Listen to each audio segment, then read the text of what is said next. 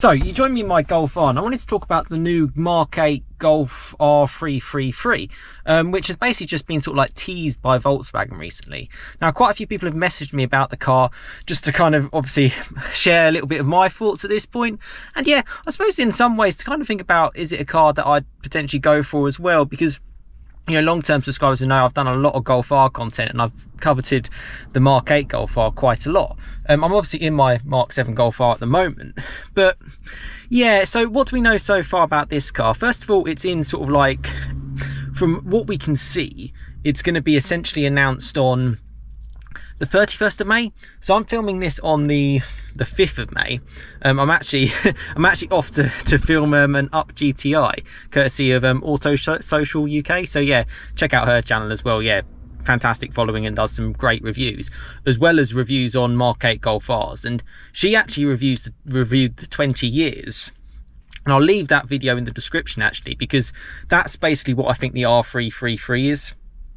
Based on the name, 333 brake horsepower, which is the same as the 20 years, and it's in sort of like a yellow color. That's probably the biggest difference compared to say just like a normal mark, even like a 20 years. The 20 years only came in blue and white, and normal MK8 Golf Rs only came in white, black and blue, and that's something that I was really disappointed with. Like, why were there so few colors? This yellow kind of looks like turmeric yellow from the MK7 0.5 Golf R.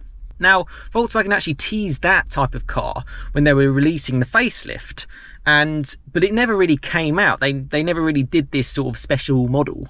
Volkswagen were in a little bit of a confused state because of, well, they had issues essentially with, yeah, financial issues, basically with the emissions scandal. And it cost them billions of dollars, and they had to sort of cut back a little bit on the performance side of things. Now, unfortunately, that meant cars like the Golf R400, which was basically meant to be a 400 brake horsepower Golf R from the MK7 with a 2.5 litre 5-cylinder engine, didn't happen. They tested that car quite a lot on the Nürburgring. I was gutted it didn't come out, but you know, they had to make the cut. And they didn't even release this sort of performance-y model thing. So what do we think this Golf R33 is going to be? I think it's going to be a very well-spec'd Golf R. It says it's a limited edition as well, so I don't know if this is the end of the life for the MK8, or if it's going to be potentially the start of the MK8 0.5 facelift.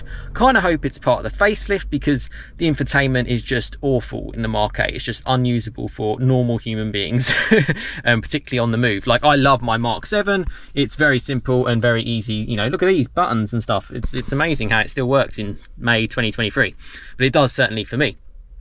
So it's going to be sort of like a well-spec'd Golf R. It looks like it comes with an Akrapovic exhaust potentially as standard, which wasn't something at the 20 years. That was another option. And 333 brake horsepower, performance pack. The yellow colour is actually the biggest thing. I think if you're going to get a car, you want it to stand out. And I was really disappointed with the 20 years. It just looked like any other MK8 Golf R. And, you know, I think owners who've got that car will probably be quite disappointed that this car's coming out. Because it doesn't help residuals, if that's, well, your thing. You know, that's what I look at with cars. I think of them as investments as well, because it's just model after model.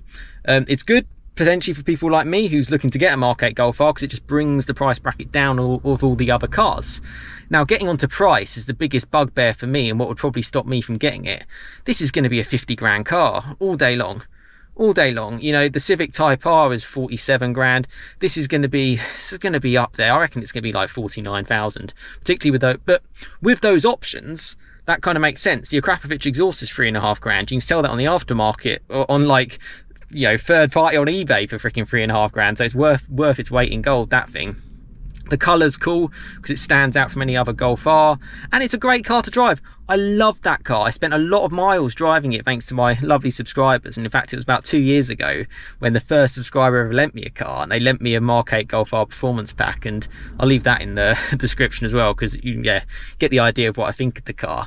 It is a brilliant piece of kit. It can just do absolutely everything. So that's what we know so far. Few details, but we'll know more on the 31st of May. Will I get one? I don't know. I'll never rule anything out, to be honest, in life. You know, I'm one of those people. I think it's certainly one to keep your eye out for. And yeah, see what Volkswagen sort of yeah, have in store with us. But yeah, let me know your thoughts in the comments on what you think about this car, and yeah, I'll let you know, yeah, further thoughts and give you a reply. But yeah, subscribe, plenty more content to come, including what I'm actually just about to film today, which is on an up GTI, which I'm super looking forward to as well. So yeah, have a great one, guys.